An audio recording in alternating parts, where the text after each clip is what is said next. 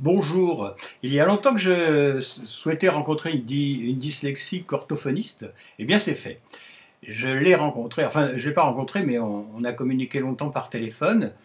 Malheureusement, cette dame arrête son activité à la fin de l'année parce que j'aurais donné son adresse autrement. Pourquoi? Parce que, évidemment, en étant dyslexique, je pense qu'on a une autre approche de la dyslexie des enfants.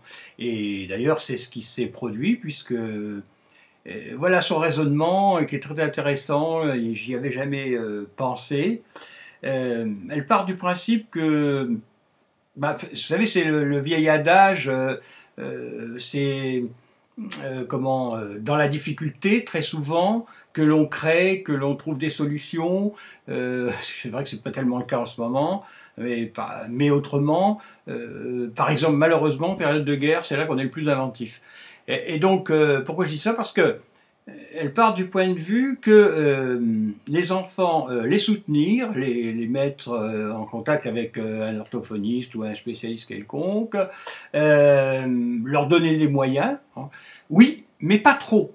C'est-à-dire, attention à ne pas les surprotéger, parce qu'ils sont dyslexiques, les entourer.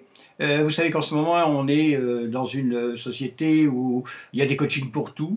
Et il y a même maintenant des coachings pour les dyslexiques. C'est-à-dire que ils ne se prennent pas, on les laisse plus se prendre en charge un peu face à leurs difficultés. Et c'est justement cette difficulté, par exemple, je vais parler de ce que je connais, vu mon âge, il n'y avait pas la dyslexie, on ne connaissait pas pratiquement, hein. Et donc j'ai mis en place des stratagèmes pour pouvoir m'en sortir, comprendre, enfin me débrouiller dans la vie. Mais je pense que si on m'avait complètement pris en charge, placé comme un handicapé, en me disant t'es dyslexique, dysprasique, prise ceci, dis cela. C'est d'ailleurs ce que dit cette orthophoniste. Elle n'est pas d'accord non plus avec toutes ces classifications. Quand on est dyslexique, c'est vrai qu'on est un peu gauche, qu'on est un peu mauvais en calcul, mauvais en orthographe, peut-être bon plus sur une autre partie, mais enfin avec des difficultés qui se ressemblent et qu'on retrouve chez tous les dyslexiques. Et donc pourquoi en faire des strates de maladies comme ça déjà? Et secondo, je reviens à ce qu'elle disait, et ce qui est le plus très pertinent, c'est elle dit moi je veux qu'ils se prennent un peu en charge face à leurs problèmes. C'est-à-dire que c'est vrai que si vous avez une personne, par exemple, je vais encore parler de moi, j'ai eu un accident de moto, j'ai mon bras droit qui a une prothèse, et je ne peux plus faire certains mouvements, je suis devenu gaucher.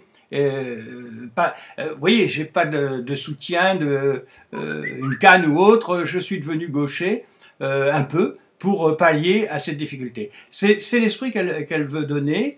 Je pense qu'elle a raison.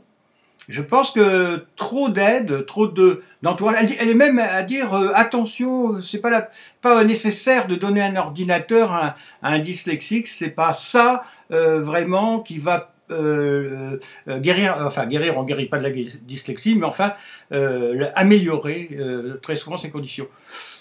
Bon, moi je dis que ça donne confiance. Enfin, à voir. Je voulais vous en faire part, c'est une démarche intéressante. Je pense que c'est pas la seule dyslexique orthophoniste en France, et si on cherche, on peut peut-être trouver, c'est ce que je vais continuer mes recherches. Et je pense que si vous avez des enfants, il est bon peut-être de les mettre en contact avec de telles personnes qui parlent du feu parce qu'elles l'ont touché. À bientôt!